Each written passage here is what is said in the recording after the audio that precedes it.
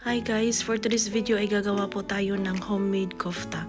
So, first guys, kailangan meron tayong 100 grams na giniling na baboy o ground beef.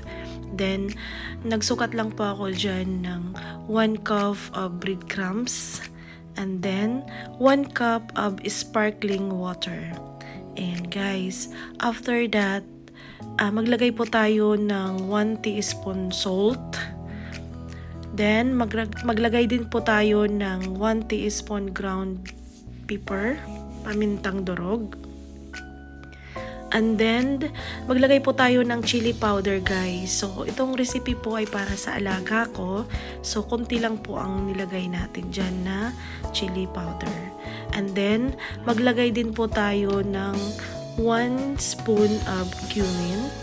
And then, maglalagay din po tayo dyan ng baking soda.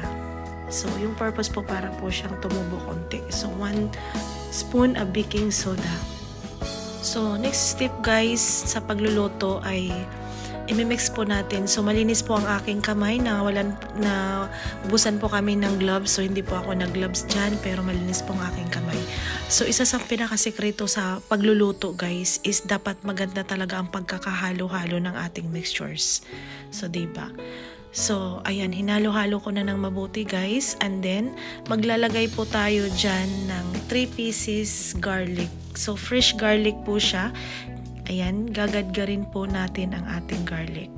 Then, after that guys, imimix ulit natin ang ating mixtures para lahat mahalo ang ating mga ingredients.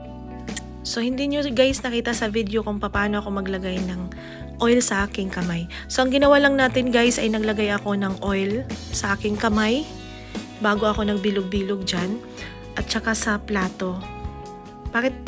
Ang purpose ay para hindi dumikit ang ating karne sa ating plate. So, ang ginawa ko lang dyan guys ay nagbilog-bilog lang ako ng konti and then plinat ko po dyan sa plate.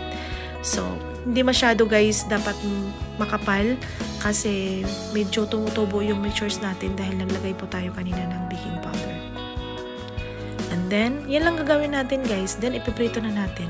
So, yung pagpiprito natin guys, kunting mantika lang, wag masyadong madami. And then, situit na yung mantika natin sa kawali ay mainit na para hindi po dumikit ang ating piniprito. So, ayan na guys, nagpiprito na kami dyan. Ayan. Yan na yung pagkain ng alaga. So, pag ganyan ang ginagawa namin, marami siyang nakain. Masustansya na, sure pa na walang mga masyadong nakakaano na mga ingredients, mga food coloring, wala. So, bye-bye. Thank you for watching. Luto na rin kayo.